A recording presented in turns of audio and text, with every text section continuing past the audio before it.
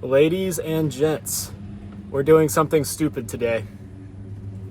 We're going flying. Going? I'm putting my hands in the life of Ethan here. We're gonna fly from Wanaka down to the Milford Sound and back up. So follow us along the way and let's see if we touch down and touch up. Well, otherwise we're gonna die. What do you think? I'm so excited. We'll see you on the flight.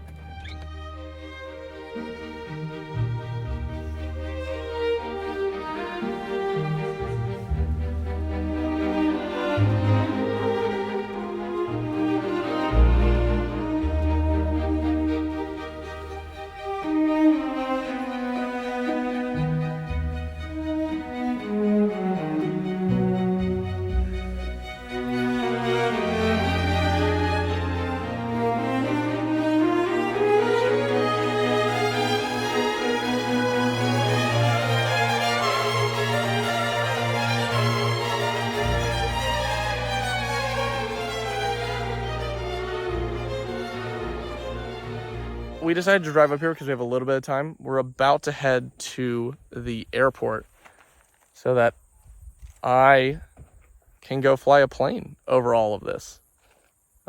Chalmers agreed to tag along to get a up close and personal aerial tour of New Zealand. I wanted to build a few hours because, you know, that's what the process I'm in. And what better place to do it than New Zealand? I'm really excited for that. This is amazing. It's stunning. But now we got to go so we can get to the airport. And so I can go fly a plane and Chalmers can experience a tiny plane for the very first time. So hopefully we'll see you there. All right, so we are about to go airborne. First off, we got to give a big thank you and shout out to Learn to Fly NZ.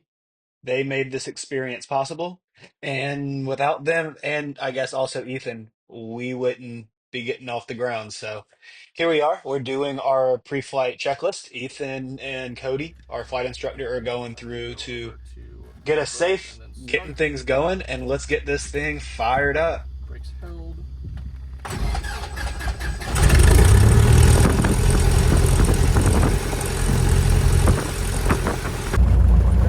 So Ethan is taxiing over to the runway. It is a grass sill. This was his first time flying on a grass sill, so new experience for both of us. And up and away we go.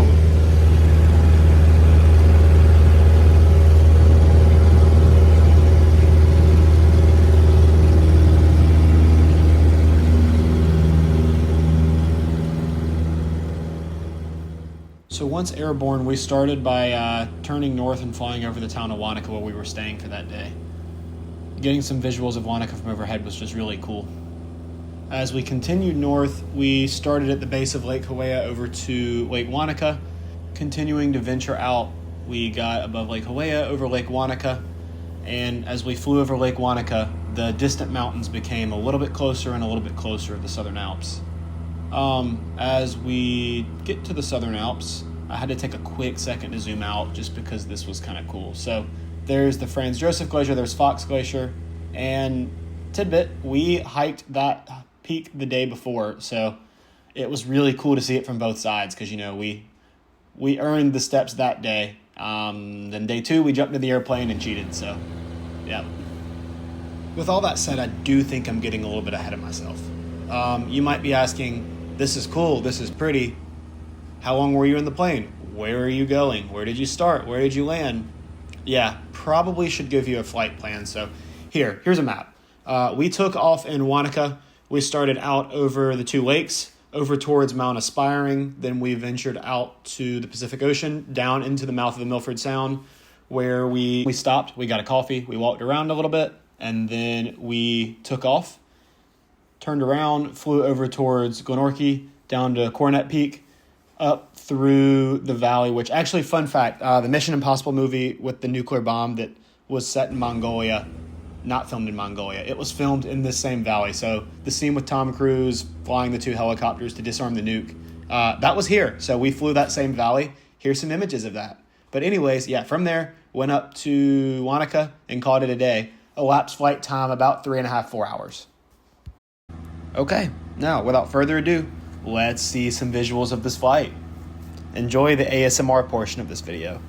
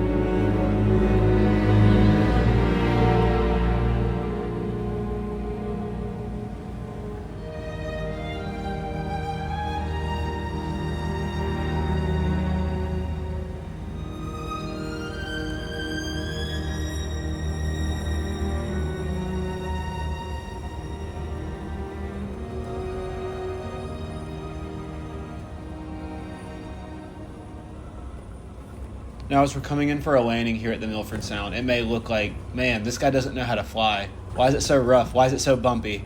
No, this place is rough. This place is bumpy. This runway is 700 meters. Your typical runway is 2,000 meters. And we had a 30-mile-an-hour crosswind. So, bumpy landing, but we landed. And we got settled, and wow, look at this view.